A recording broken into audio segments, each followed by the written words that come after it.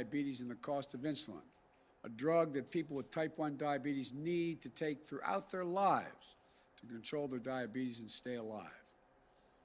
It's almost exactly 100 years ago that a 14-year-old boy in Canada, dying of diabetes, became the first person to receive an injection of insulin. Today, one bottle of this life-saving liquid costs less than $10 to manufacture. But in certain types of insulin, prices increased by 15% or more each year for the past decade. Depending on the nature of someone's type 1 diabetes, the average sticker price for a month's supply of insulin is about $375.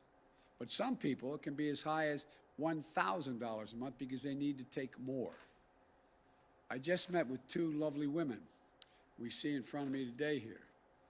And Sarah Skipper, who was diagnosed with type 1 diabetes at age 5. She has a sister, Shelby, who was diagnosed at age 8. She told me that affording insulin has been the challenge of her and her family's entire life. Sometimes she and her sister ration doses. In 2018, Sarah was no longer covered by her parents' policy. Although she was working 2 jobs, she hadn't met her health care plan's deductible, and insulin was about $1,000 a month supply for her. So she started sharing her sister's insulin from the same vial. At one point, because Shelby thought Sarah had taken her dose, that Shelby cut a dose in half because the bottle was sitting there and it would look like it was half empty. Is that correct? And at that time, she thought, well, I guess what? I guess she hadn't taken it yet. Shelby had been hospitalized as a consequence for 4 days, working 2 jobs, sharing insulin from the same vial in America. Shame on us as a nation. We can't do better than this. Sarah's about to start a new job and doesn't yet know what the insulin will cost. Sarah said, I wish I could, this is a quote, I wish I could make a decision that didn't include diabetes. She shouldn't have to ask such a question. You know, I think about what just happened with Aisha, who's diagnosed with diabetes 3 days before her 21st birthday, having to choose between rent and groceries and medication. Quote, relentlessly, without relief every day was your quote to me. Having to ration her supply and feeling herself, as she says, slowly dying, she ended up in a coma. Think about that. The difference between nearly dying and thriving is the cost of one drug. Sarah and Aisha are far, far from being alone. It's estimated that 34 million Americans, 10% of the population, have diabetes, including more than 1.5 million who have type 1 diabetes, requiring daily doses of insulin in varying quantities. Remember, all of this stress, hardship, suffering, and sacrifice is due to a drug that costs just a few bucks to make. One study found that Americans pay 10 times as much as other countries for insulin. These price increases are about companies looking to maximize profits, and nobody standing up for the patients. Nobody with the power to do something about it. It's enough, enough. Nobody has held the manufacturers accountable until now. My Build Back Better bill takes 3 key steps to lower the cost for families dealing with diabetes. First, we're going to cap cost sharing for insulin at $35 per month. That means you can't get charged more than 35 bucks at a pharmacy counter for your insulin. That's across the board. Whether you get health insurance through your private policy, the Affordable Care Act marketplace, or through Medicaid, nobody is going to pay more than $35 for each month for insulin. Second, for people who don't have health insurance, we're helping you get insurance. That way, people with diabetes can get protected with that $35 copay cap. People who are uninsured today can visit healthcare.gov to check out the options. In many cases, people can get a full health care plan, including coverage for insulin and other prescription drugs, doctor visits, and hospitalizations for less than $10 a month if you sign up for the plan. If you live in a state that has refused to expand Medicaid under the Affordable Care Act, my Build Back Better bill is going to fix that as well. These changes are going to ensure access to affordable coverage for millions more Americans and help more people with diabetes get coverage they desperately need.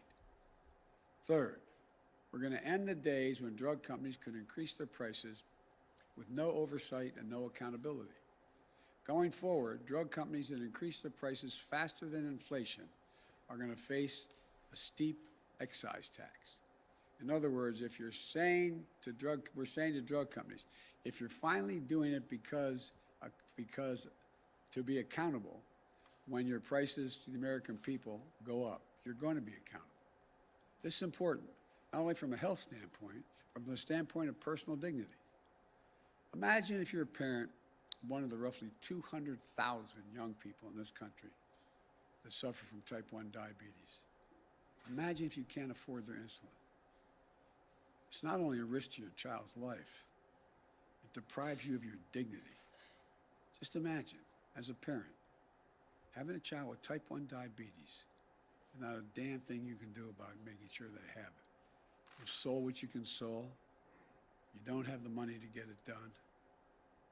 Well, my plan addresses an additional fear patients face, which is that when their children are starting their careers and are no longer eligible in their parents' health care plan, they'll be able to get insulin that they need.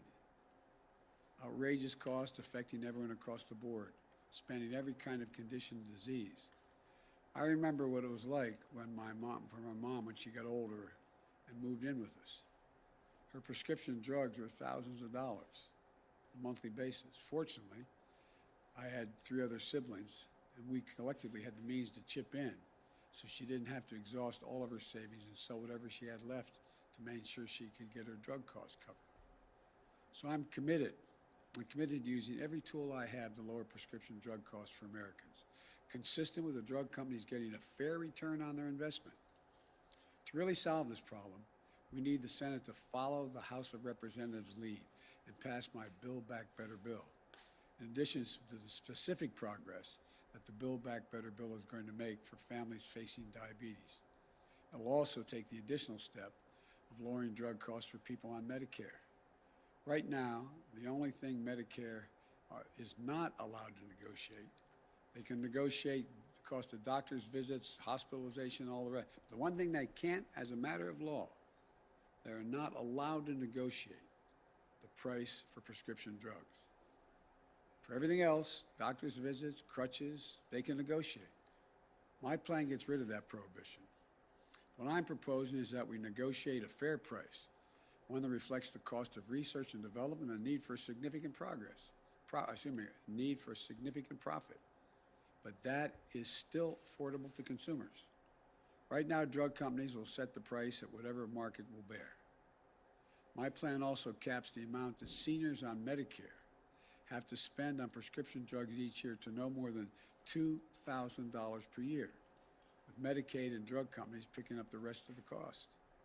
And again, our plan says that any drug company can only raise prices based on the rate of inflation and caps insulin cost sharing at $35 a month. So let me close with this. I've long said healthcare should be a right, not a privilege in this country. And the women I've met with today, and millions like them, are the reason why. People for whom the cost of one drug is the difference between hope and fear, life and death, dignity and dependence. We're closer than ever to passing my Build Back Better bill and providing people suffering from diabetes and so many other diseases the medicines they need and the dignity they deserve to be able to afford them. This is not a partisan issue. Diabetes, Alzheimer's, cancer, so many other diseases, they don't care if you're a Democrat or Republican. It's not about whether or not your loved ones can afford a prescription drug you need. So we need Congress to finish the job, to come together and make a difference in people's lives. I want to thank both the guests here today for being so straightforward with me. We had a good conversation in the office before coming over here. I admire you both. I admire you both. And as my grandpapa used to say, with the grace of God and the goodwill of the neighbors, we're going to get this done. so you don't have to worry every single day about what you're going to be able to do. God bless you all, and God protect our troops. Thank you so much.